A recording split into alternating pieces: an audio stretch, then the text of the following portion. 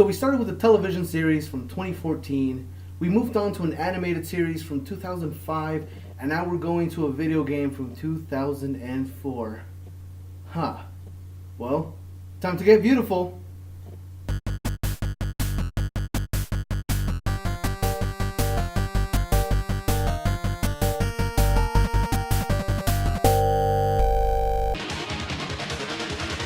Head to the go-go, baby!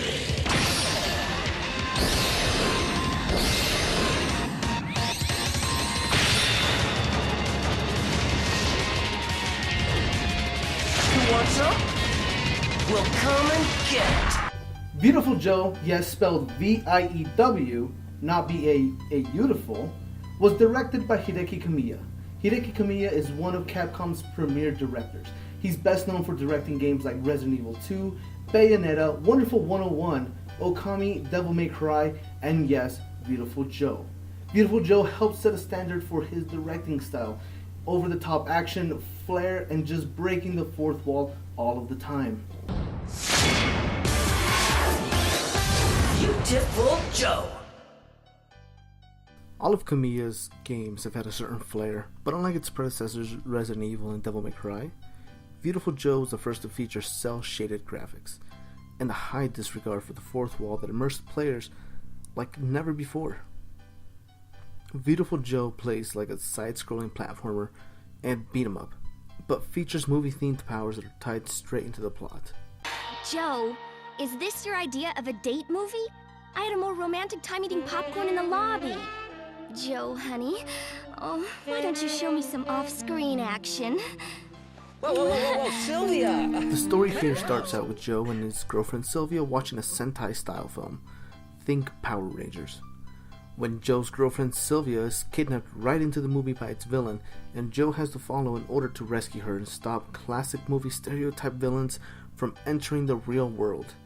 It's here that we see villains like Hulk Davidson, who's a giant rhino lizard, and Grand Bruce, who's a giant submarine-type shark with a human body. Just go for it!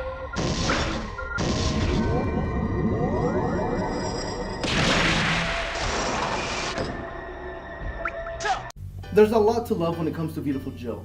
Tight, precise controls and platforming, great characters, and a great sense of humor.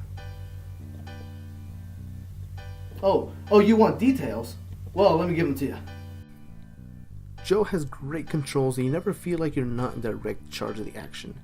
He moves fairly slow, allowing for precise movement when it comes to platforming, and gravity changes depending on your powers and setting, meaning if you're underwater you'll jump higher but move slower. Using your slow power allows you to jump higher even if everything else around you is moving slower, and using your Mach speed weighs you down, but you move a lot faster. I keep mentioning powers, and yeah, Joe has movie type powers, and they allow him to slow down the film, speed it up, or even do a close-up on himself.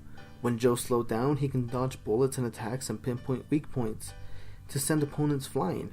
In Mach speed, Joe can attack in a flurry of attacks until he becomes engulfed in flames and adds fire damage. Last, his close-up adds damage and changes his attacks by hiding flare. He does a 360 spin kick and attacks all enemies directly next to him. His powers also affect enemies, like forcing flying enemies to land or even helping floating platforms to rise. This adds great depth to the puzzles and enemy combat. Along the submarine and go straight to our hideout. Wait. That sub goes to your hideout?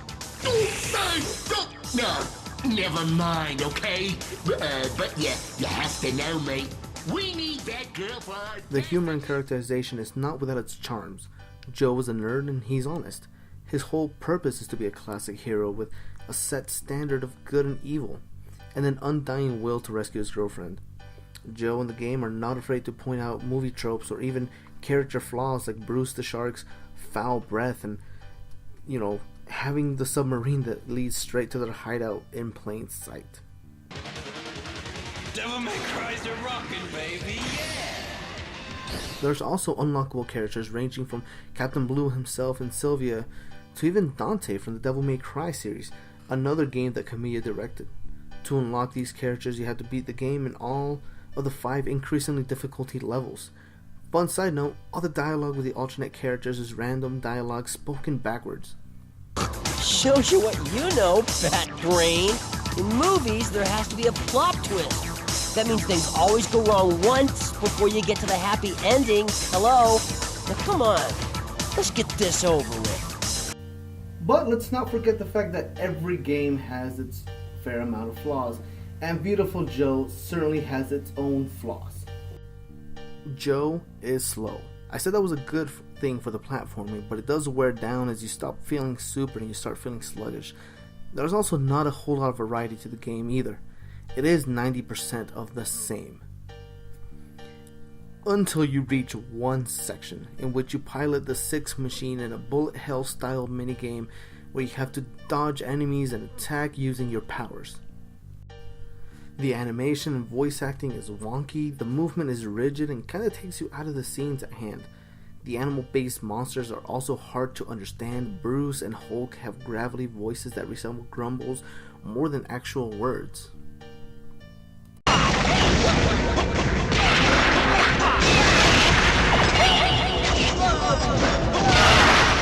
Joe is undoubtedly a fun game and it's very reminiscent of the old school platformers.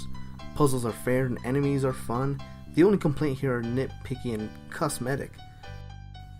This is why Viewtiful Joe gets 5 Sylvias out of 7. There's also the complaint that there aren't more powers, but that is fixed in future installments.